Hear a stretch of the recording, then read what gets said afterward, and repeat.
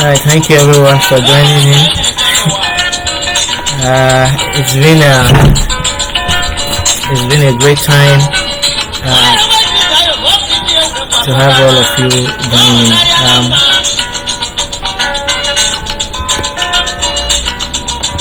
We are going to try to be very fast with this because we have a whole lot we wanted to discuss, and then we want to keep it down at just within 30 minutes of us starting.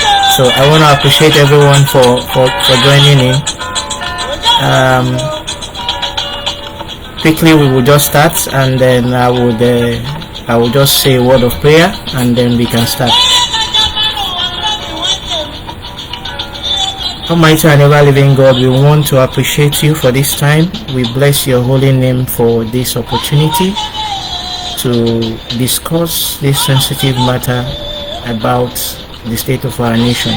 We ask that you give me utterance and also help everyone that is tuning in to understand and see it from the perspective that all of us will become better for it. In Jesus' mighty name we have prayed. Amen.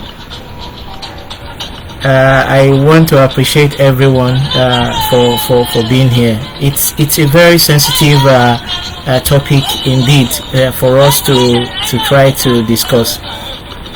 What is happening in Nigeria today is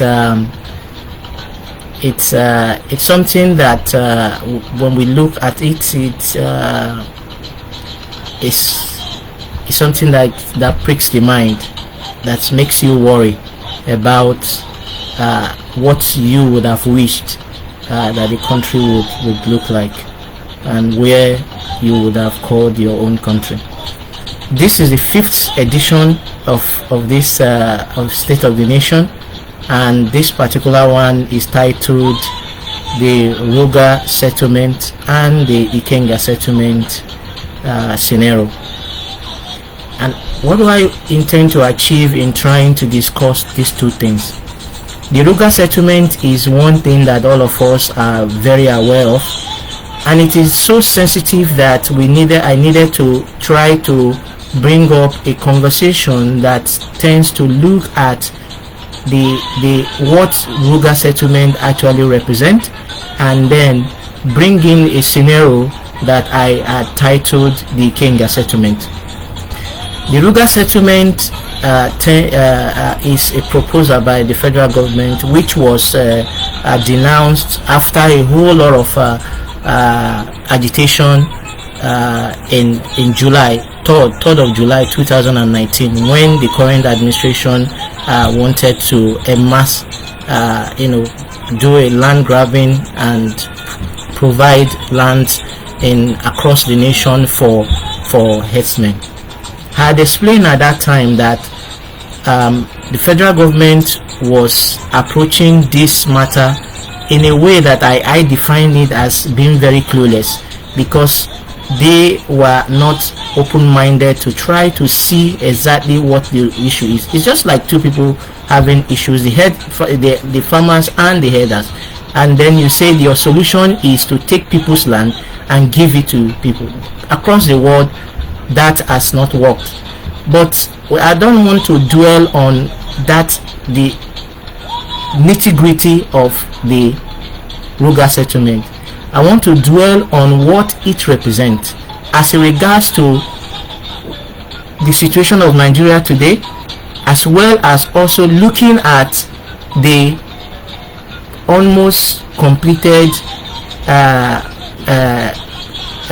petroleum bill that they are just about to finally pass into law and sign into law.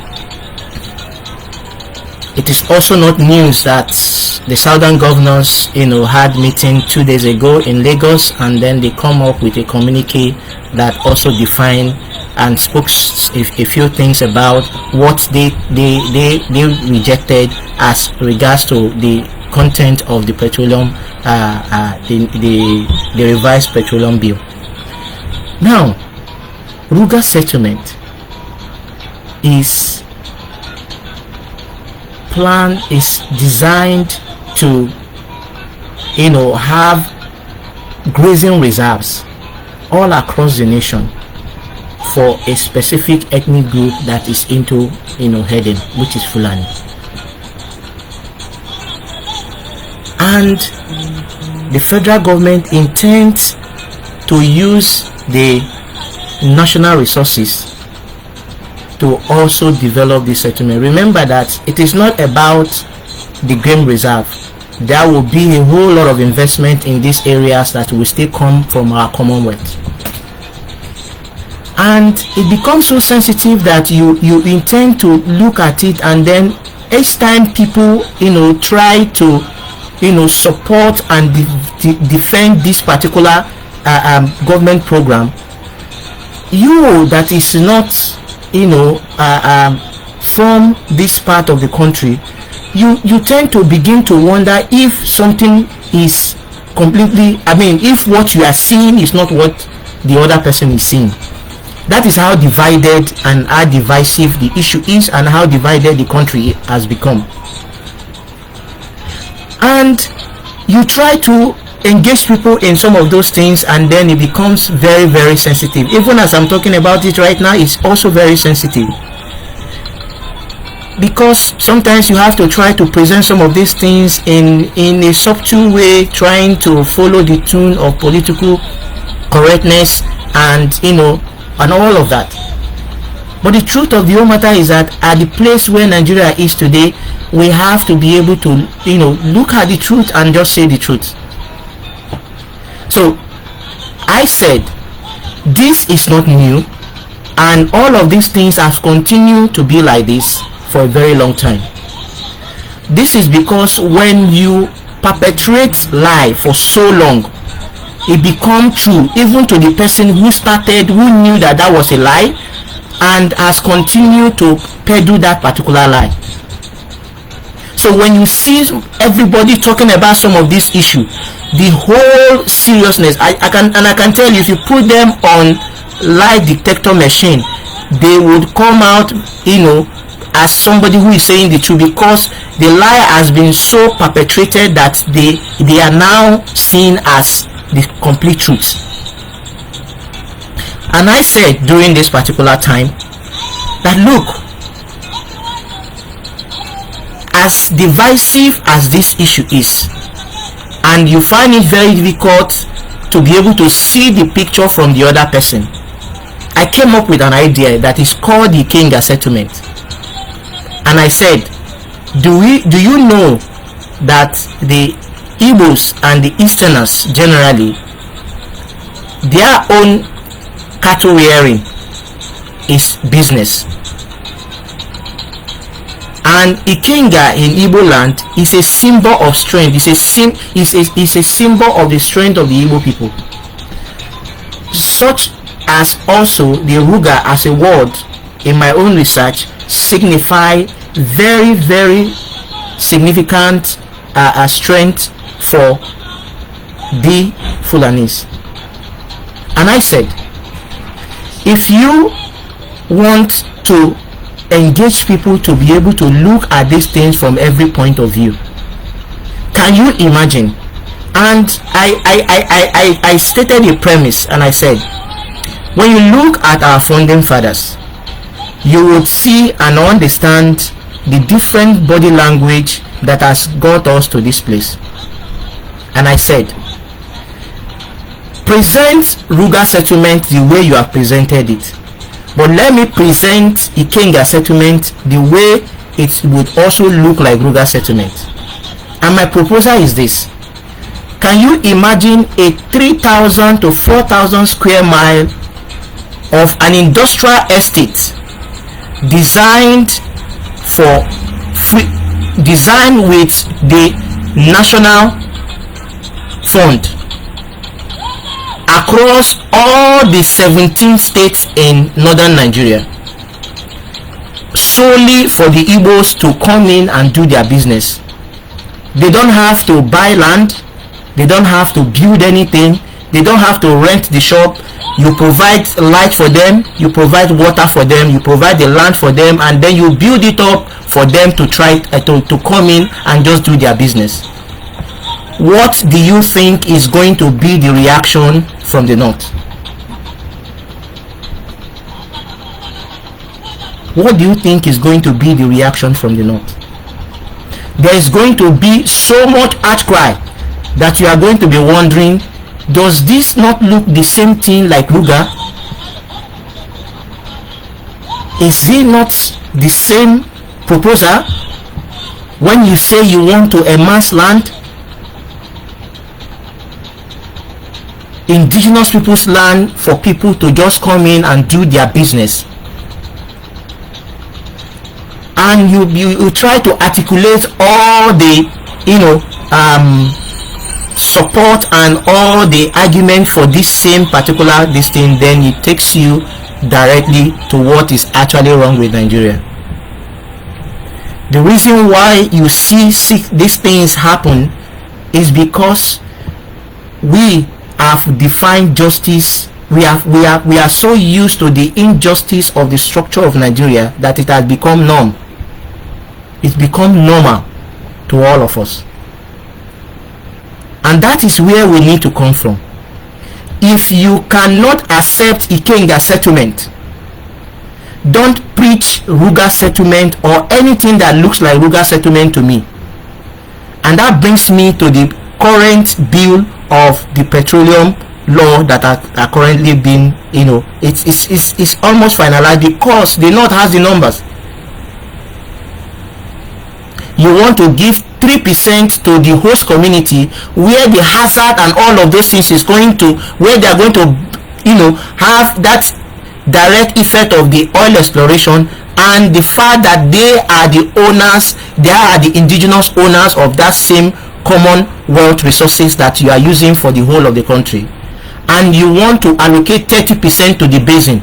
Please, when I say basin, they are talking about the river basins, and the river basins, the people that are going to enjoy that 30% is 90 to 80% northerners. You pick up that particular arrangement, and then for every resistance that you might have in the National Assembly, this particular law still went through. And for all of other people who are also benefiting from these same current structures that Nigeria has current, that are from the south and all of that, all of these same people are also supporting these same processes because it doesn't affect them directly. And that is what I have discussed in one of my third episode, where I said that we are all victims. This program is designed to look at not the situation of Nigeria from the perspective of educating ourselves, not to actually talk about the things that to focus on some of the things that seems to divide us, but to be able to discuss the truth of those crucial things that actually are causing this, that have been perpetuated, been implemented, and has become norm, that has continued to divide us. Even as much as possible, we don't want to discuss the division. I have maintained that Nigeria is an economic creation that was designed in this way for the enrichment of the Western world, and it has not favored anybody in Nigeria. Whether the current structure today looks like it is favoring anybody from anywhere in the country, from the north, from the south, and anywhere, the truth of the whole matter is that when we face the truth, we will become better for it. And I've stated that I believe that the unity of Nigeria has not produced any tangible results, but has continued to keep every one of us down. Just look at it this way: we have continued to remain on the ground because we are holding ourselves on the ground. It is time for us to release ourselves, and then we can fly. The potentials of the north has not even been imagined because people have decided to relax in this state of structure of laziness that has continued not to hold down everything that is the strength of everyone. Everybody just wait for the oil. Even if you create, and I also mentioned that The strength of Nigeria today is in its human resources, both in the north and in the south. If you create Biafra today, the strength of Biafra is going to lie in its human resources and not in the natural resources. We must get to that point where we can be able to tell ourselves the truth and look ourselves in the eyes and say to myself, if I cannot accept this proposal of IKENGA settlement, why should other person accept RUGA settlement and everything that looks like RUGA settlement? The current status of Nigeria today is defined in when you put these two together and you begin to look at it. Everything that has brought us to this point is defined in that one word that I've always said is injustice. Everyone that is even sitting on the fence on the division of Nigeria today, or in the approach of anyone that is calling for the division of Nigeria, is doing so because of the fact that they will prefer peace without discussing the justice. And I tell you, peace cannot exist where injustice is not reigning. Everyone wants peace. Nobody wants to discuss the justice. This is a critical moment when you throw out all prejudice and then you ask yourself, what exactly is the truth in all of this? Nigeria and Nigerians would have it better if we can actually if you can even look at the truth in the eyes and begin to discuss some of the issues that concerns the truth that has led us to this point. It is very unfortunate that when all of this has been driven over the years, everyone sees this as the simple truth, because when you peddle lies for so long, it becomes the truth to even the generator of those lies.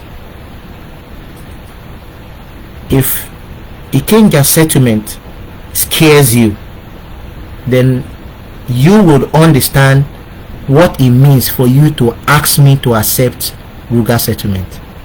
And I can tell you, I was inspired to be able to discuss this thing because even as I am talking to you now, the federal government is still insistent and moving ahead with all of these things that even concerns RUGA settlement and everything that looks like it. We must get to that point where it is not about religion, ethnicity, and all of those things that this same group of people have decided to use it to divide between us, but to begin to look at the truth in the face and say it is time for us to be able to be accountable to just our conscience. Be accountable to your conscience and tell yourself, is it right? Is it the right thing? The current situation in Nigeria today and all of the things that is going on, the arrest of Mazi Nnamdi Kanu, the banditry and all of that, when you want to even look at just the recent rally of the Yoruba nation, you would also see the difference in how the security forces were approaching this different thing. By 2014-2015, every protesters that were talking about the new nation Biafra in the southeast and the south and all of the areas of the Biafra land were all holding just banners and placards. How did the federal government react to them? By using live bullets. I was one of the survivors of those things when I was living in Asaba at that time, and I went to Onitsha to get some things from the market. It was just only 5 minutes of crossing, because we have to use our leg to cross the bridge. Just 5 to 10 minutes of crossing that the military and the police opened fire on the protesters at the air bridge. Many people who were just passerby lost their life in that particular scenario. What if it has been me?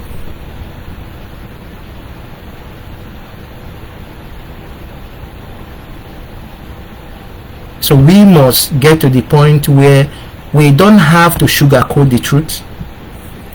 It is a very sensitive time in our history, and we must get to that point where we begin to see that the truth is just staring us in the eye.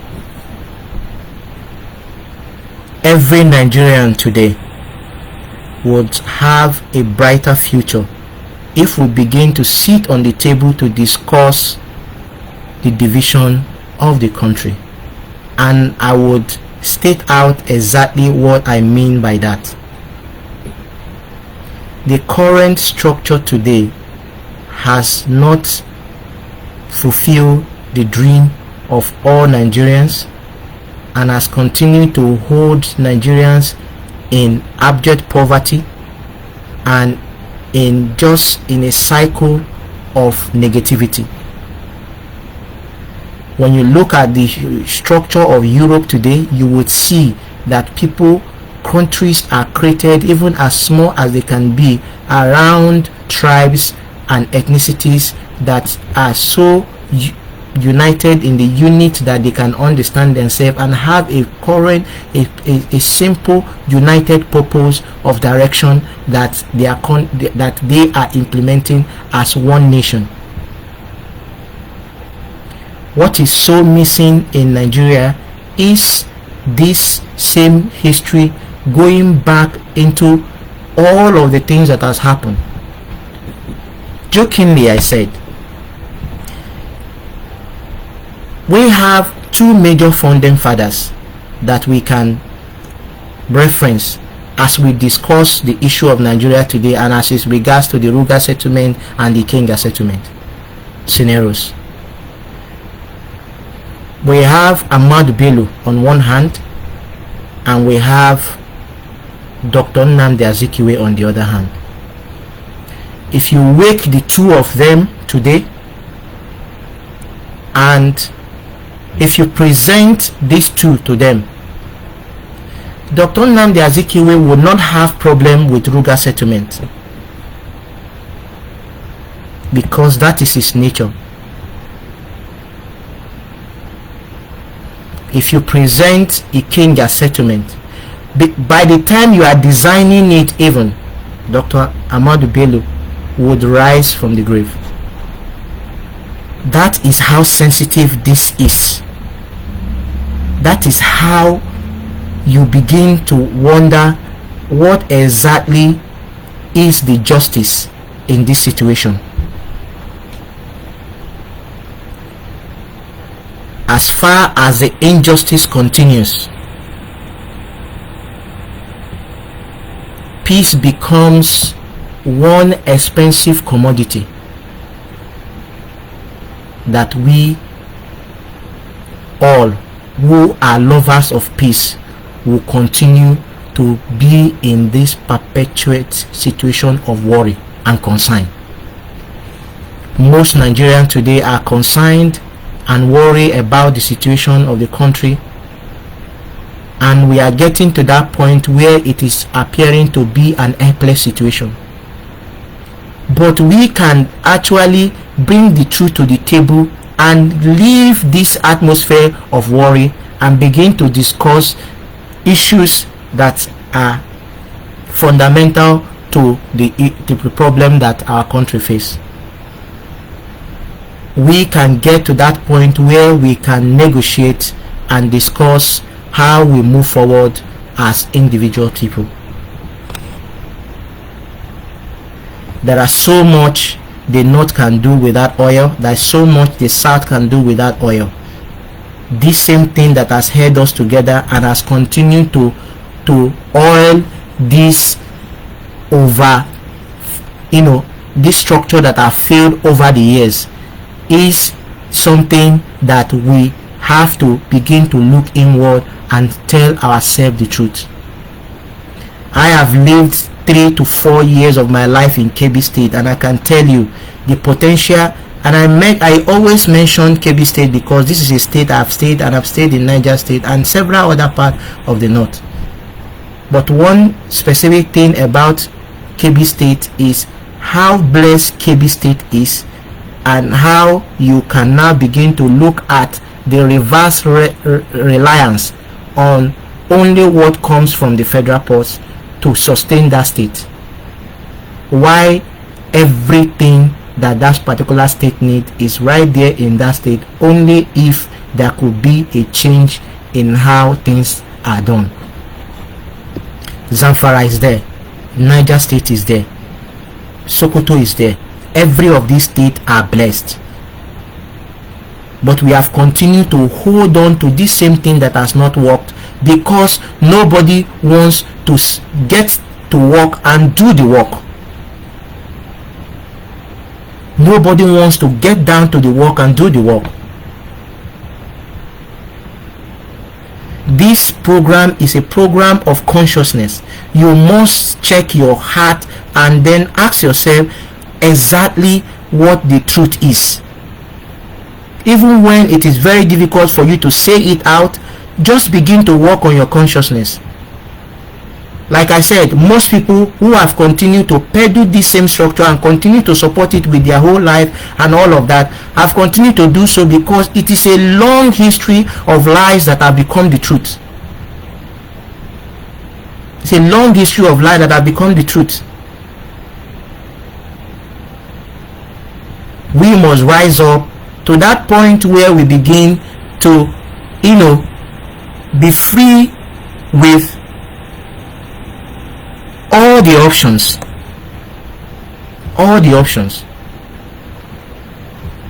I don't have the strength to talk about or implement IKENGA today because I am just me, Francis Duru.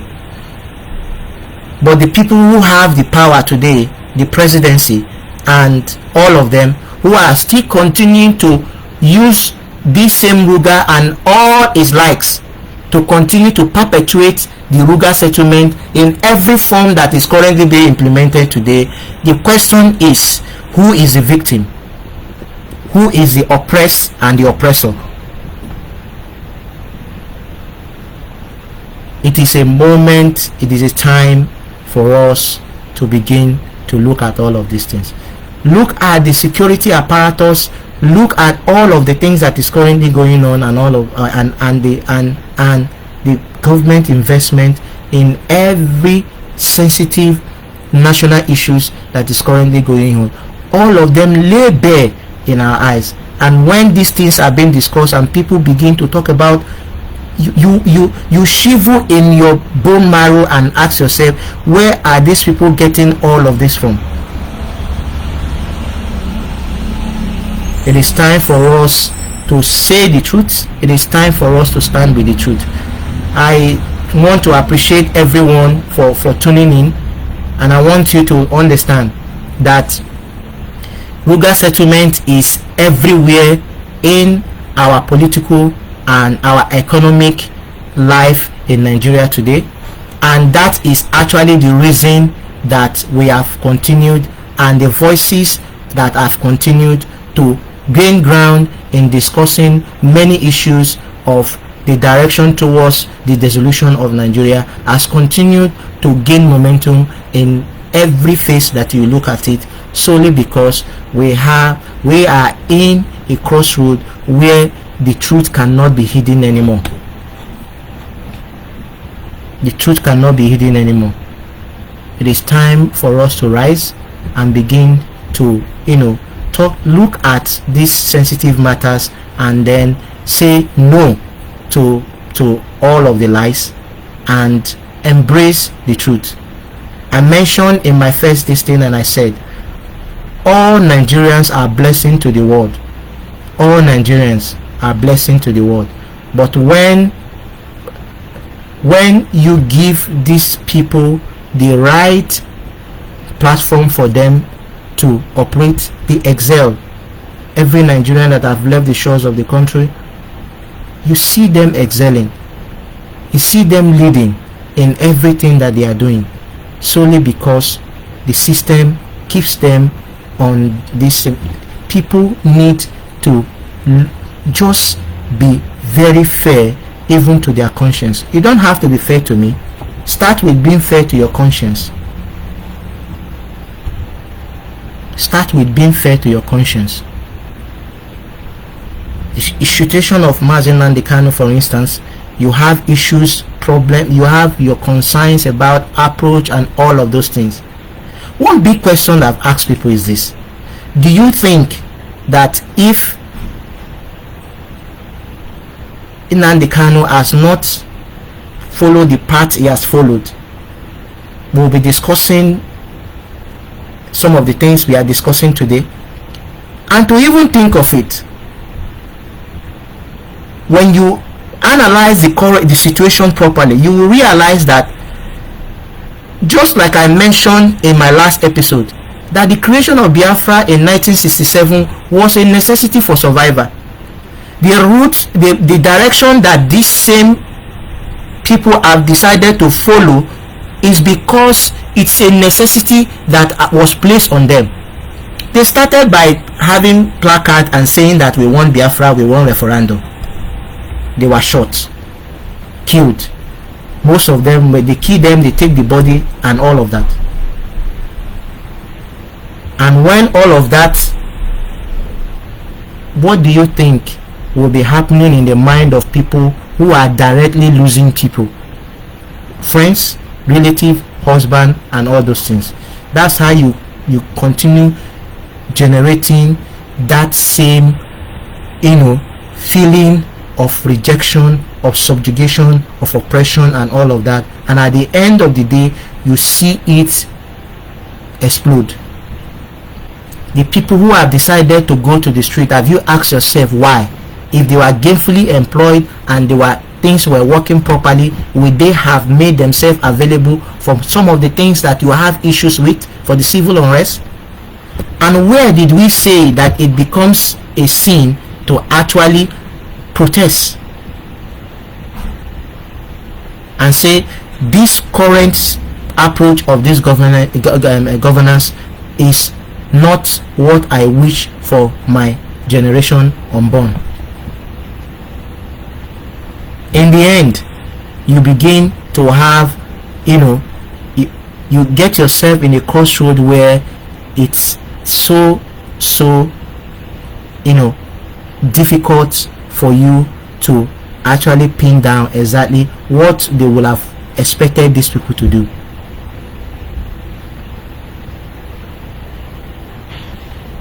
So in the end, I say to us, this is the time for us to look into our conscience and speak to ourselves from our own conscience. That is the bottom. That will be the beginning, and in the end, we will become better for it. I want to appreciate everyone for taking their time to be here, but the truth remains that it's a moment in our history where we must again put all the cards on the table. Let your conscience lead. Look at all of these scenarios and revise yourself and put yourself in the shoes of different persons. They say who wears the shoes knows where he pitches most, where he pains most. The bottom line is that, could you just try to reverse your own situation and ask yourself, what would you have done if you are on the other side? If you were on the other side, what would you have done?